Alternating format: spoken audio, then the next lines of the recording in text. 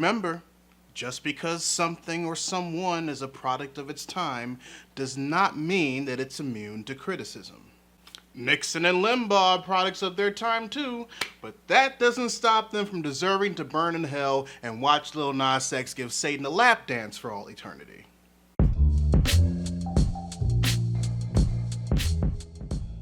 Readers, if I could have a moment of your time right quick, I want to talk about John Carpenter's Big Trouble in Little China. It doesn't hold up. And to be fair, considering its origins and struggles leading up to its eventual release, it never really held anything to begin with. I remember watching Big Trouble in Little China one time when I was young, maybe 8 or 9 years old, catching it on Saturday afternoon on TNT back when their logo looked like this. And outside of the special effects, the costumes, and the martial arts that were used, the story never really captivated me like other American movies with Asian themes did, like Eddie Murphy's The Golden Child, for example. Then, as I grew up, I learned more about cultures other than my own and revisited it with a mind keen on storytelling. And I just felt sorry for the film, especially after learning everything it went through in order to get made. Because as it stands now, Big Trouble in Little China definitely deserves its B-movie status. It's an action-adventure movie from the mid-'80s that people think is a parody of mystical martial arts movies, with Kurt Russell's Jack Burton playing a loud and ignorant American hero, loosely inspired by John Wayne, in the sea of Asian mysticism in San Francisco's Chinatown. But it also could have been so much more, especially if the industry at the time wasn't fine with allowing any and all white writers to put their spin on cultures they knew nothing about and weren't willing to put in the proper amount of work in order to understand. Because despite the story that we got in Big Trouble in Little China, there is a story that can be told within its core that can be just as fun, smart, action-packed, and, dare I say, American, without being subconsciously offensive to a group of people to do so, just waiting to be told by someone who not only understands the roots of San Francisco's Chinatown, but also the culture and folklore that was brought to it by the immigrants that reside within, and the offspring that are carrying the torch to this day. Basically, Big Trouble in Little China needs a reboot. A new movie based on the original, but isn't completely focused on telling the same storyline as the source material it comes from. But in order for people to understand why Big Trouble in Little China needs a reboot, we have to break down why the 1986 original doesn't work. And one of the main reasons why it doesn't work is because the movie, first and foremost, was written to fulfill the desires of white men wanting to participate in both a genre and a culture they knew nothing about and did limited research on, to the point that people who watch the final product nowadays think that it was intended to be a parody.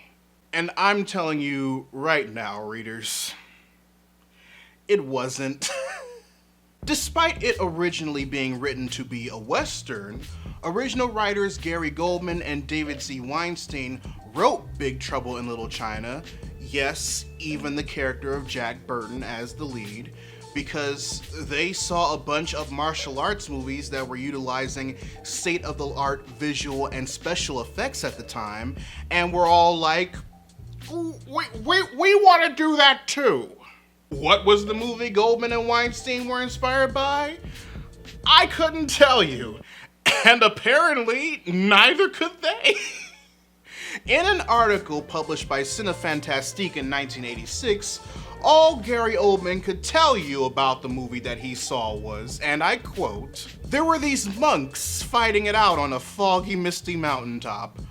All sorts of weird actions and special effects, shot against this background of Oriental mysticism and modern sensibilities. Just unbelievable stuff." Oriental mysticism.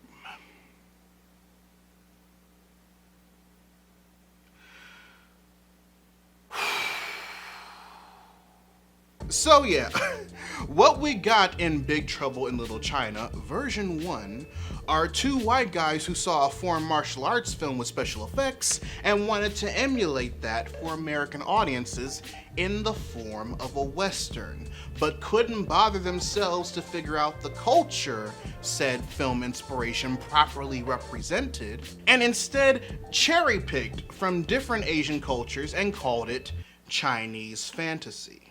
But 20th Century Fox didn't think the two writers would attract a director the likes of John Carpenter, and also thought the movie should be more modernized, considering the current stance of the Western genre back in the mid to late 80s. So the studio hired W.D. Richter, writer-director of the Buckaroo Banzai movie, to give the script a page 1 rewrite, which is just what the name implies, a complete rewrite of the script from the first page onward.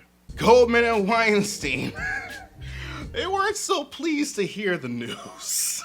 And despite Richter thinking that their script was a serious mess during the almost 3 months he spent rewriting it, it's clear by the final product that he also fell for the same trap. Because just like Goldman and Weinstein's original script for the movie was just the results of two white guys fanboying over a cool martial arts movie with special effects they saw without knowing anything about the culture the movie was steeped in outside of labeling it Chinese fantasy. Richter's at the time modern-day rewrite set in San Francisco's Chinatown in the mid-80s simply catered to America's constantly growing fetishization with Asian culture. All of it. He thought he knew how to better handle what said fanboys wrote, but instead showed his ignorance in his own lack of knowledge of Chinese culture, mythology, and mysticism in how he lumped in Chinese, Japanese, and even Korean culture and folklore together in a way that is actually kinda insulting. The proof of this can be easily found in the actual movie, especially when it comes to its villain and his subordinates. The only aspect of anything remotely Chinese that was referenced in the movie, outside taking place in the United States' very first Chinatown, was Qin Shi Huang, the first emperor and the one who commissioned the Great Wall of China, who cursed the movie's villain David Lo Pan to remain incorporeal until he marries a woman with jade-colored eyes. And even then, in order for him to rule the world once he's human again, he has to sacrifice his bride to Cheng Dai, the god of the East. A god that is completely made up for the movie. No ties to Chinese folklore or any of the other Asian mythologies and cultures that were picked to use as the basis for this movie at all, when I'm absolutely certain one actually exists. Not even like the ties related to Lo Pan's lackeys, Rain, Thunder, and Lightning, the ones that were the visual inspiration for Raiden's character design in the Mortal Kombat games, who are, like Raiden himself, inspired by the Japanese Shinto deity brothers of Thunder and Wind, Raijin and Fujin, respectively, because thunderstorms would occur whenever they fought. Japanese, not Chinese. Like, If you're gonna write a B movie based on Chinese mysticism, at least have the decency of doing enough research to properly depict their culture in ways that doesn't both misinform others into thinking that it's pretty much all the same thing, or come off as offensive. Which, might I add, the latter would have actually made it in the final version of the movie if John Carpenter didn't make rewrites of Richter's script of his own. Like, what? What is happening? Because despite whether or not the intention of it was to be a serious drama or a comedic film, some of the best instances of a lot of protagonists encountering elements outside of their array of culture and understanding in American movies always ends with them taking away a newfound understanding and respect of the aspect of culture they engaged with, and non-Asian characters engaging in Asian culture are no exception. Japanese Americans respect Van Damme's character in Bloodsport because despite being white, he gains a sense of understanding and respect for the Japanese martial art of ninjutsu. And the same can be said of both Ralph Macchio's Danny LaRusso in The Karate Kid and Jaden Smith's understanding of Chinese Kung Fu in the remake. The reason why Big Trouble in Little China can't reach that bare minimum standard is because the movie doesn't provide it. Despite the movie saying it's Chinese and taking place in San Francisco's Chinatown, there's no real direct link to any specific Chinese culture the white American lead can learn from and appreciate, because everything that's presented is just an amalgamation of multiple Asian cultures with an overall Oriental set dressing, and a plot that's barely linked to anything outside of the one thing most Americans know about Chinese history just because it's one of the 8th wonders of the world that they learned about in school.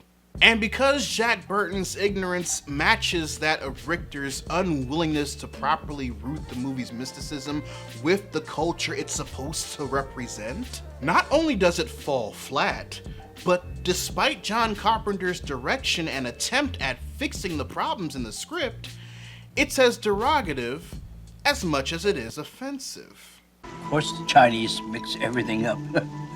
Look at what they have to work with, huh?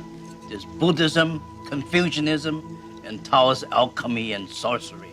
We take what we want and leave the rest.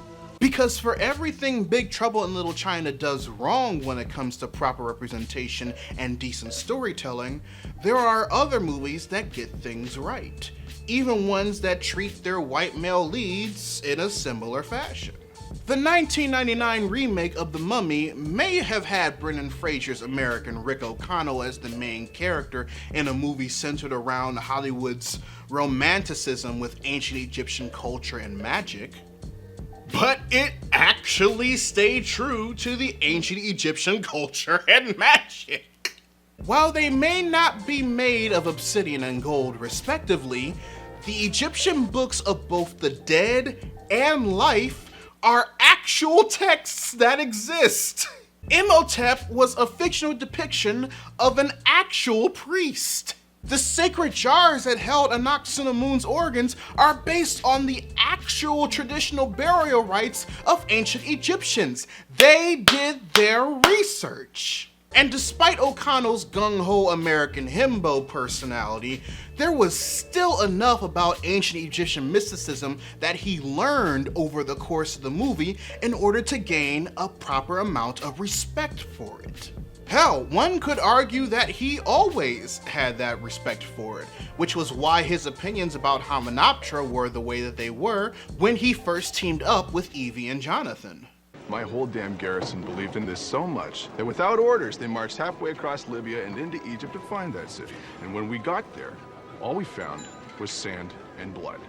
And if you want an example that's closer to when Big Trouble in Little China was released, you could even say the same thing about Indiana Jones and the Temple of Doom. No, I am in no way, shape, or form saying that the Thuggy Cult Feast in Bangkok Palace wasn't problematic. What I am saying is that when it came to developing a story using elements of Hindu mythology and culture due to Indy, Short Round, and Wooly crash landing in India, they actually used it to tell their original story. And whether or not it was a case of the scriptwriter either not correctly establishing their actual role in Hindu lore for the script, or Molaram leading the Thuggee cult with a perverted ideology of the gods in question, not only are the deities Shiva and Kali mentioned throughout the film once the plot of the Shankara stones come into play, but Indy himself goes through a personal arc that starts with him deciding to help the village for his own personal gain. Fortune and glory, kid. Fortune and glory. And ends with him gaining a newfound respect in the Hindu beliefs the villagers uphold with the Sankara stone that was stolen from them. Yes. I understand its power now. And that's a lot more growth than what Kurt Russell's Jack Burton ended up walking away with from Big Trouble in Little China, despite being the white action star swept up in an adventure about supposed Chinese mysticism. One could even say that Big Trouble in Little China is kinda an unintentional perversion of Temple of Doom when it comes to the points I previously made.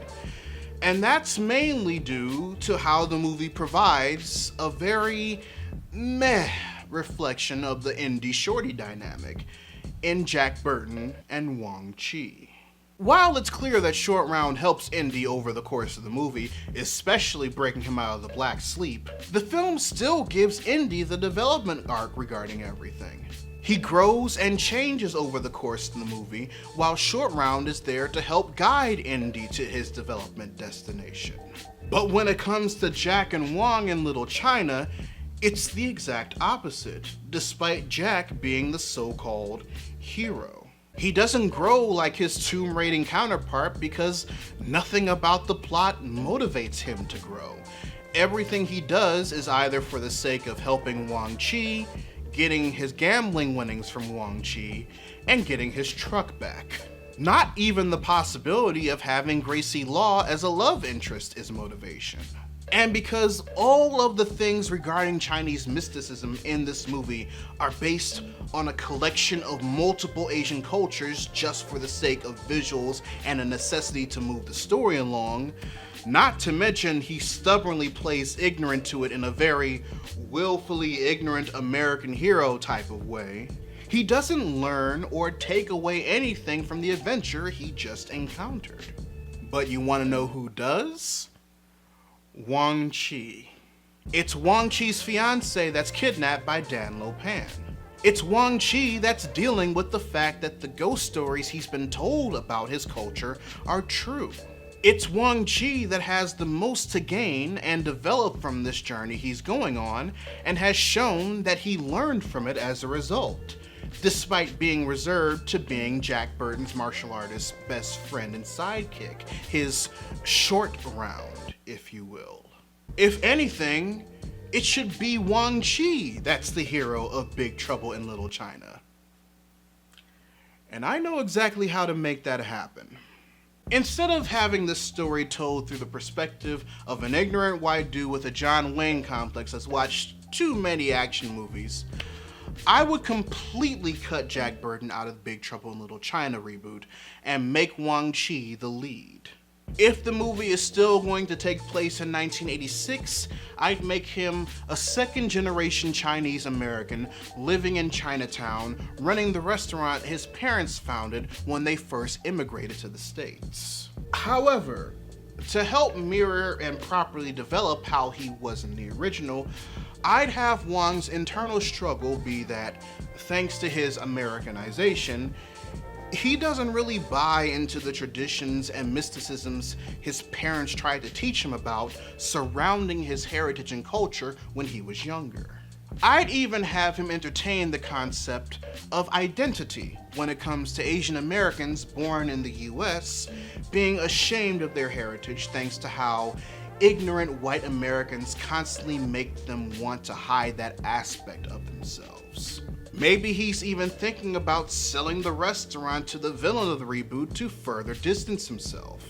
NBC reporter Kimberly Yam wrote a very heartfelt thread on her Twitter account about that very same struggle, and I encourage everyone to read it in order to get a better understanding about how minorities in America struggle with identity and cultural pride, in order for you to understand just how serious of a topic and how likely it is to come up in fictional narrative. Now, because I'm going that angle with Wang, while also establishing the continuity of the characters in the original film, I'd help reinforce his struggle by having Gracie Law be the woman he wants to get with in the beginning of the movie, thanks to his morals reflecting that of what he thinks white American society would approve of. And as far as Mao Yin is concerned, I'd keep her as his childhood friend that he always had feelings for, but always kept secret and never acted on them because doing so doesn't fit into his ideology when we first learn about his mindset. Then, over the course of his adventure, he learns that his culture and heritage is something to be proud of, and his journey allows him to see that between herself and Gracie, Mao Yin is who he truly loves and wants to be with. And since we're promoting Wang Chi to title character status and eliminating Jack Burton completely, that gives us ample room to move secondary character Eddie Lee to the role of male best friend that accompanies him throughout his journey. As far as using actual Chinese myth and legend instead of a made-up mythos that borrows from multiple cultures just for the sake of using at the time top-of-the-line special effects, I'd use the myth of Chang'e, the goddess of the moon, along with her association with the Jade Rabbit and the Chinese telling of the elixir of immortality as the basis for the plot. The myth goes as follows. Ho Yi, a brilliant archer, was awarded an elixir of life for shooting down 9 out of 10 suns in the sky because their combined heat constantly scorched the earth. But because he couldn't bear the idea of living on forever without his wife Chang'e, he let her hold on to it for safekeeping. Then one day while Ho Yi was out hunting, Fen Meng, one of his disciples, broke into their home with the intention of stealing the elixir for himself. So instead of giving him the elixir, Chang'e drank it and flew to the heavens, choosing to live on the moon as a way to be closer to her husband. Once Ho Yi found out what happened, he presented all of her favorite fruits and cakes as an offering to her and killed himself in his sorrow. The way I would go about adjusting the myth to fit this reboot for Big Trouble is that Chang'e annually descends to Earth on the full moon of the 8th lunar month, which is usually when her worshippers leave her offerings for her in real life. However, she usually has human hosts to occupy in order to do so, in which her companion, the Jade Rabbit, marks which humans would be worthy vessels for her by giving them jade-colored eyes. For this full moon, Chang'e chooses San Francisco, more specifically the first Chinatown created in the United States, to spend her annual return to Earth in, and the Jade Rabbit chooses residents Gracie Law and Mao Yin as her potential hosts. But a descendant of Ho Yi's apprentice Fen Meng, a sorcerer named David Lopan, with a mortal disguise of a businessman trying to gentrify Chinatown and run out the minority demographic that lived there now that he has his own slice of the pie, wants the immortality Chang'e acquired from drinking the potion all those years ago, and seeks to capture the female vessels chosen by the Jade Rabbit so that when Chang'e subconsciously possesses one of them during the full moon, he can easily acquire her immortality for himself by any means necessary. The character of Egg Shen, originally played by the Three Ninjas' grandpa Victor Wong, would still be a sorcerer like he was in the original, but one that's part of an order dedicated to making sure Chang'e comes to no harm while she's in a human host once every year. He'd reveal himself and his order to Wang and Eddie after their first attempt to save Mao that ends in Gracie getting kidnapped, and helps them rescue the two girls after explaining David Lopan's plan of extracting Chang'o's immortality from whichever one the moon goddess chooses to be her vessel. And it's through the interaction and bonding between Egg and Wang that Wang gains a better sense of both self and heritage, while his reactions to the legends and mysticism of his culture provide a more genuine sense of comedy than just the type provided by an ignorant white guy with the mullet that just tries to get his gambling money in his truck back. Now, I want it on record that I, a fan of magic, mysticism, folklore legends, and martial arts, am black. I know, right? I was just as surprised as you are.